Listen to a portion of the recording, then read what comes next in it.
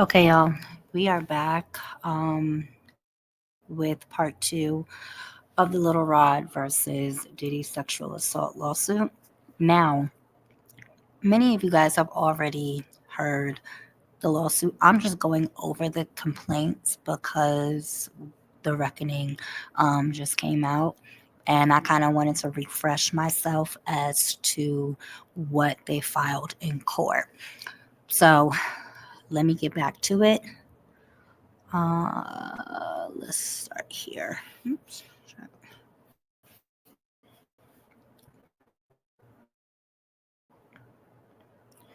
All right.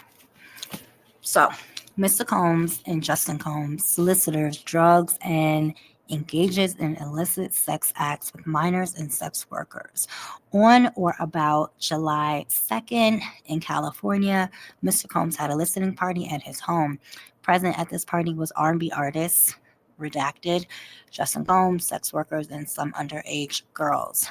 If we go down here, he is a Grammy Award-winning R&B singer who had trouble with law enforcement after assaulting a Bajan billionaire. Okay, so this is Chris Brown.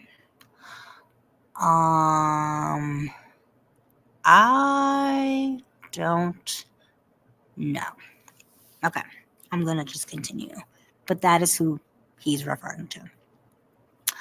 Okay, the event began at 7 p.m. Mr. Combs requested female sex workers and required Mr. Jones to solicit them.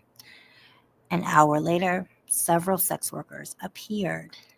In addition to sex workers, there were at least 5 women in the crowd that were under the age of 16.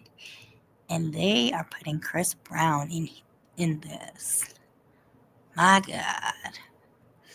Mr. Combs forced all the women to drink Lace de Leon liquor.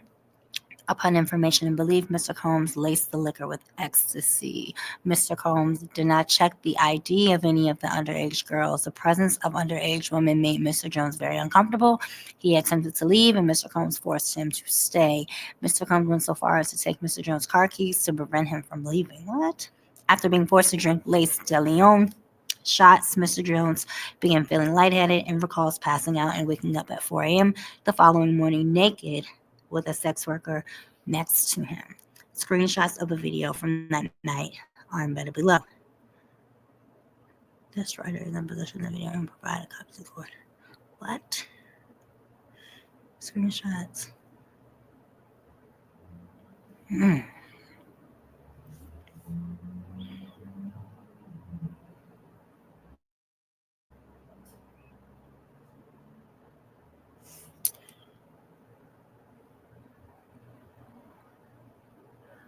Wow. But they don't have. Hold on.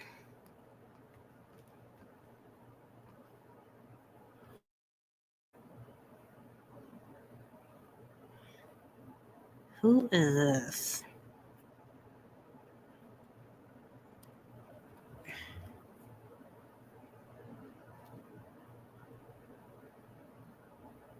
Who is that? Right here.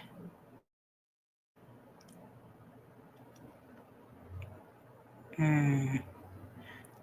I don't know. I don't know who that is. I don't know if it's Chris Brown. I don't know. I don't know. He looks a little big to be Chris Brown. But that is who he is referring to. Is Chris Brown. A Grammy Award-winning R&B singer who had trouble with the law enforcement after assaulting a Bajan billionaire. That's Chris Brown. I cannot tell if that is him. I don't know.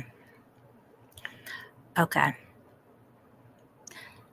Let's keep it moving. Mr. Combs attempts to pass off Mr. Jones to Cuba Gooding Jr. Whoa. Mr. Jones believes that Mr. Combs was grooming him to pass him off to his friends.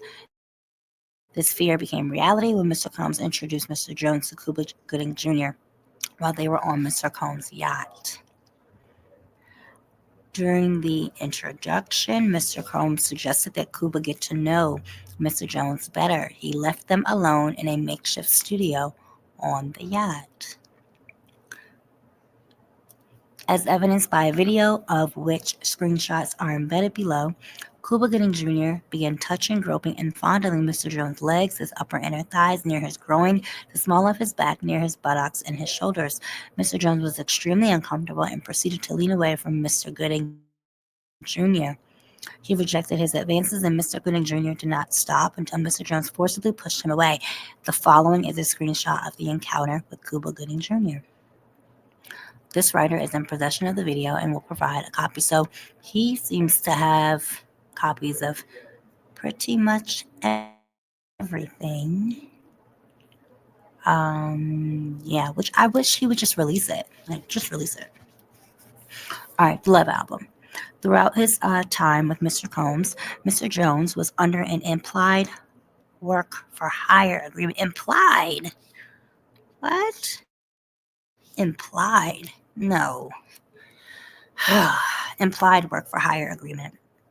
He was not compensated. Yeah, because it was implied. Hello. He was not compensated for his time living with Mr. Combs or for the songs he produced. As evidence, he was listed as a producer for the following songs on the Love album's final release. All right, so you got 1, 2, 3, 4, 5, 6, 7, 9 songs. That's a lot of songs. Mr. Combs and defendants all benefited from Mr. Jones' work product. They failed to compensate Mr. Jones for his work. He says this again in the documentary that he never got paid. As a result, Mr. Combs and defendants were all unjustly enriched at the expense of Mr. Jones. This is a common theme with Diddy. He's continuously unjustly enriched at the expense of someone else. We just saw that with Kirk Burrows. We see that here again with Little Rod. Mr. Jones attempted to work with Mr. Combs to secure his publishing and royalty rights for the work he completed on the Love album. Mr. Combs only offered Mr. Jones $29,000 for 13 months, thousands of hours of work, and 9 songs that made it to the Love album. Yeah, that is bullshit. Ironically, Mr. Jones was willing to take $50,000. What? His publishing and royalties. Mr. Combs' self-serving greed would not allow him to pay Mr. Jones an additional $21,000. Now, if we remember, Biggie was given $25,000, and he did that in exchange for Puffy getting 50% of his publishing. Puffy is a menace. He is a menace. Biggie was still on the block hustling crack when Party and Bullshit came out. When he had hits, he was still hustling crack. So he was in a destitute position. And then, like, his best friend, I think his name was O or Ollie or something like that, he passed away. He got shot in like an ambush in Brooklyn, I believe. So he was in a place where he no longer wanted to be on the block. So he took that money, which, I mean, in the 90s, 25,000, that was good money, but nothing compared to what he should have received. And he already was somebody in Brooklyn, but he was on the block. Here, Mr. Jones. I mean, it doesn't state his financial situation, but I can only assume that he was living with Mr. Combs. It didn't say he was living by himself and he would come to work. He had a live-in agreement. Um, Puffy tried to take advantage of him again, giving him $29,000 and his publishing. He doesn't even say what the percentage of publishing was going to be. So it probably was 50% or more. All right. Oh, man. What is going on here? Okay, Mr. Combs' deceptive business practices became so bad that Mr. Jones was left with no choice other than to make a public plea on social media for Mr. Combs to pay him for his work. After publicly requesting that Mr. Combs do the right thing and pay him fairly, Mr. Jones received an onslaught of threatening messages from Stevie J and Love Records A&R, DeForest Taylor. You playing. I'm in the studio. Voice note. LOL, you are 100% liar and weirdo. I'm assuming this is from him. Good luck. Number still same. Run into nigga. Come talk to me in public on a public podcast and forum. Okay. Mr. Combs used his power and influence to threaten and intimidate Mr. Jones. All right, so now they no longer have a relationship. According to Mr. Jones, Mr. Combs is very forceful and demanding. Mr. Combs does not take no for an answer and would often threaten to inflict bodily harm on Mr. Jones if Mr. Jones did not comply with his demands. As detailed above, Mr. Combs threatened to eat Mr. Jones' face. Yeah, maybe he was high when he said that because I never heard that before. On another occasion, while standing in Mr. Combs' bedroom, Mr. Jones was forced to watch as Mr. Combs displayed his guns. Ooh, what guns? Oh God! And bragged about getting away. Was shoot? Oh, those like actual guns. Like I thought he meant like muscles. Bragged about getting away with shooting people. Yes, like he shot that lady right in the face. Exactly. Mr. Combs shared that he was responsible for the shooting in a nightclub in New York City with rapper Shine. Yes, we knew that as well.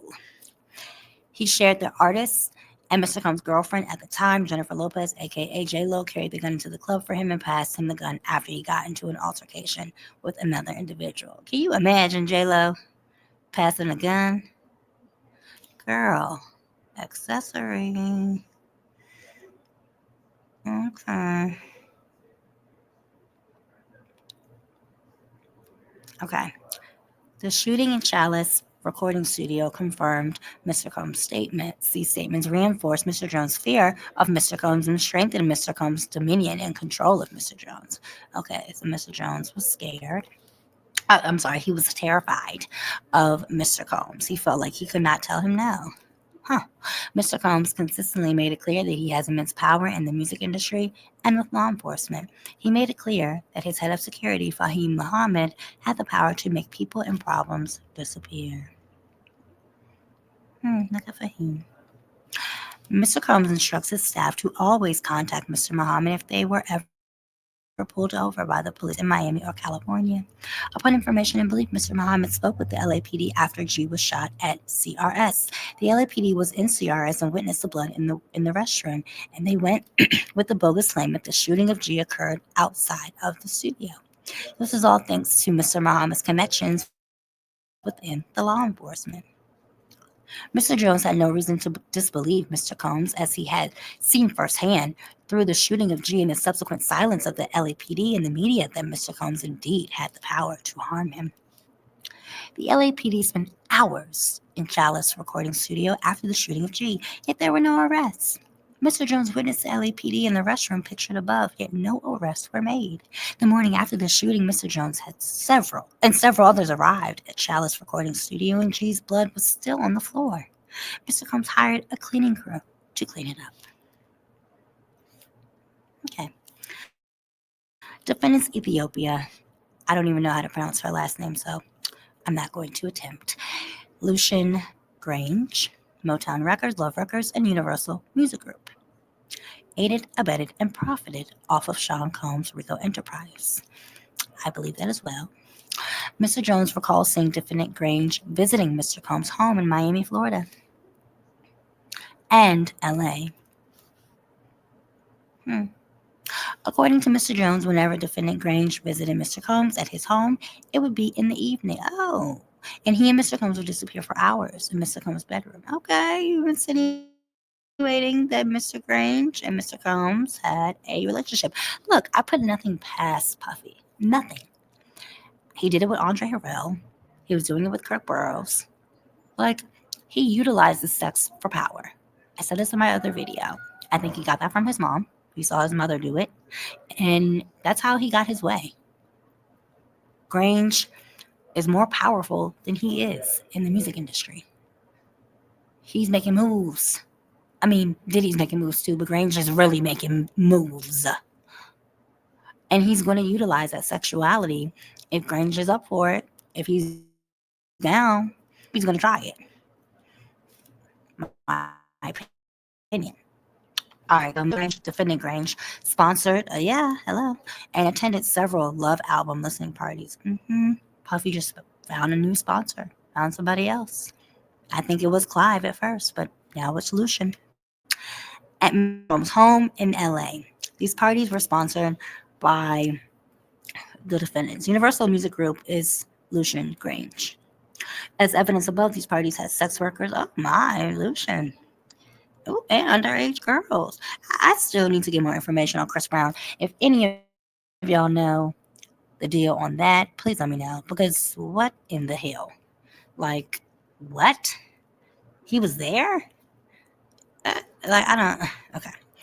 During these parties, defendant Grange knew or should have known that Mr. Combs was drugging the attendees through lace bottles of De Leon tequila and Ciroc vodka.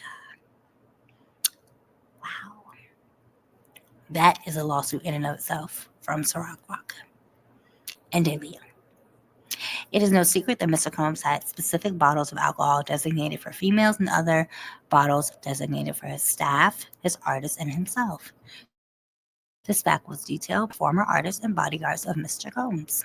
As a sponsor of these events, Mr. Grange had a duty and obligation to ensure that sex workers or underage girls were not present, and that Mr. Combs was not spiking the alcohol with date rape drugs. On YouTube channel The Art of Dialogue, former bodyguard Gene Deal exposed Mr. Combs' mixing method used to spike cranberry juice and orange juice. According to Deal, Mr. Combs would place ecstasy and other date rape drugs in the juices. On YouTube, The Art of Dialogue, former artist Mark Curry exposed Mr. Combs spiking bottles of Moet champagne in the VIP section of nightclubs. Mr. Combs would have a set of Moet champagne bottles for his artists and a set for women. Mark Curry just been exposing everything. What is this?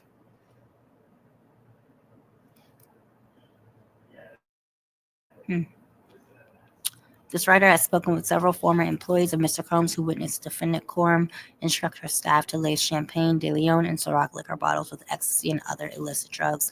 Mr. Jones recalls seeing defendant Miss Ethiopia, that's what we're going to call her, visiting Mr. Combs' home in Miami, Florida, and LA. And just as a caveat, he did drop Ethiopia as a defendant, like maybe a month or so after this was filed. According to Mr. Jones, whenever Ethiopia visited Mr. Combs at his home, it would be in the evening and she and Mr. Combs would disappear for hours in Mr. Combs' bedroom. All right. I'm going to skip over Ethiopia because he dropped the lawsuit for her. All right. Defendant KK. Is it Jazane Maxwell? Okay. Tashawn Combs, Jeffrey Epstein. According to Mr. Jones, during the 13 months he lived and traveled with Mr. Combs. 13 months is a long time not to be paid. That's a long time. He witnessed Mr. Combs display and distribute guns from his bedroom closet in Miami, Florida, and LA to questionable individuals dressed in all black. Okay, we know those guns were there because when they raided his house, they found them. According to Mr. Jones, during the 13 months he lived and traveled with Mr. Combs, he witnessed defendant KK openly order her assistants to keep Mr. Combs high off of gummies and pills. Yes, he's a drug addict. We have since learned. Defendant KK required all employees from the butler, the chef, to the housekeepers to walk around with a pouch or fanny pack filled with cocaine, GHB, ecstasy, marijuana, gummies, 100 to 250 milligrams each, okay, and 2C, a pink drug that is a combination of ecstasy and cocaine. It was important to defendant KK to have Mr. Combs' drug of choice immediately ready whenever he asked for it. Defendant KK ordered sex workers and prostitutes for Mr. Combs. Defendant KK ordered and distributed ecstasy, cocaine, GHB, ketamine, marijuana, and mushrooms to Mr. Combs and his celebrity guests who were present on his rented yacht and in his homes in LA, New York, and Miami. Now we have a little hindsight into that because the drug mule testified against Diddy at his trial. However, they did not find that Diddy was basically distributing drugs. But this is corroborated by what the drug mule testified to. On multiple occasions, KK forced Mr. Jones to carry Mr. Combs' drug pouch against his will. As the chief of staff, KK was instrumental in organizing and executing the RICO enterprise. Defendant KK had the following individuals execute the following tasks for the RICO enterprise. Stevie J recruits sex workers and attends and participates in freak-offs. Justin Combs solicits prostitutes, underage girls, and sex workers would engage in freak-offs. And we just learned that too in the documentary where they said that Justin and Diddy were in the room with some women. Okay, Brendan Paul, the drug mule, works as Mr. Combs' mule. He acquires and distributes Mr. Combs' drugs and guns. I mean, they are, the evidence they keep saying they're going to provide. We have a recording of this and we'll provide it. We have a video of this and we will provide it. Okay? Drop the video. All right, now we know that this guy, Brendan Paul, was with Combs when the police served him in Miami, right? When everything started going down with the raids on his homes. Okay, Frankie Centella works alongside Brendan while Brendan acquires and distributes Mr. Combs' drugs and guns. Frankie carries the money and pays for the guns. Okay, hey Frank. Moy Bond hires sex workers, attends, and participates in freak-offs. Is that Moy? Okay, I don't know who's Moy. Him. Okay, there we go. Moy Bond. Okay, Mr. Combs funded and used his affiliation with local gangs and gang leaders who would frequent his home in LA and Miami to secure the drugs and guns he obtained and distributed out of his homes in LA and Miami. Defendants executed their RICO enterprise with threats of violence, threatening to eat plaintiff's face. This is the third time he has said that, okay? He really must have been disturbed, as I would have been. But displaying and distributing guns in plaintiff's presence, bragging about having law enforcement under control, bragging about murdering people, and bragging about bribing witnesses and jurors in the criminal case concerning the 1999 New York nightclub shooting with Shine. Defendants executed their RICO enterprise with threats of isolation from the music and entertainment industry, parading powerful music industry executives such as defendants Lucian Grange, Ethiopia, and charities filled with sex workers, minors, and illegal drugs such as ecstasy, cocaine, GHB, ketamine, marijuana, and mushrooms. All right, I'm just moving past that last part. Okay. Mr. Combs is allowed to wreak havoc. While living and traveling with Mr. Combs, Mr. Jones discovered that Mr. Combs has hidden cameras in every room of his house. He said that in the documentary. Mr. Jones believes that Mr. Combs has recordings of defendants Lucian Grange, Ethiopia, as well as other celebrities, music label executives, politicians, and athletes. Yes, I believe that too. Upon information and belief, these individuals were recorded without their knowledge and consent, as is the case with the homosexual tape of Stevie J that Mr. Combs provided to Mr. Jones, which we now know was not Stevie J. Mr. Combs possesses compromising footage of every person that has attended his freak-off parties and his house parties. Upon information and belief, due to this treasure trove of evidence he has in possession, Mr. Combs believes that he is above the law and is untouchable. Upon information and belief, Mr. Combs employs Jose Cruz as his IT director. This writer has spoken to several former employees of Mr. Combs who confirm that Jose Cruz is the gatekeeper to all of Mr. Combs' recordings. Upon information and belief, Jose Cruz intentionally hides behind the camera and from social media and the internet due to all of the incriminating acts he was required to record for Mr. Combs. Oh God, they got his phone number. Yikes. Okay. All right, so these just go down the causes of action. But I mean, it's just interesting to go through the complaint because some of the things have been dismissed by the court, like the racketeering and the breach of contract. We see that Puffy did not get charged for RICO or drug distribution. So, just in hindsight of the case, and now, in parallel with the documentary that is out, we see a lot of people saying the same things. We see Little Rod basically recounting this complaint talking about how he never got paid, the amount that Puffy did offer. I believe in the documentary he says 30,000. Here it says 29. It's $1,000 difference. Either way, he never got it, and he worked for 13 months for free. In both cases, he does say that he woke up sometimes, or multiple times rather, with Mr. Combs next to him, and he would be in pain. So, yeah, very interesting. I'm going to move on to Joy Dickerson Neal next. Remember, I'm trying to reach my monetization goal of 1,000, what is it, subscribers, watch hours? I don't even know at this point, but just like and subscribe. Thanks.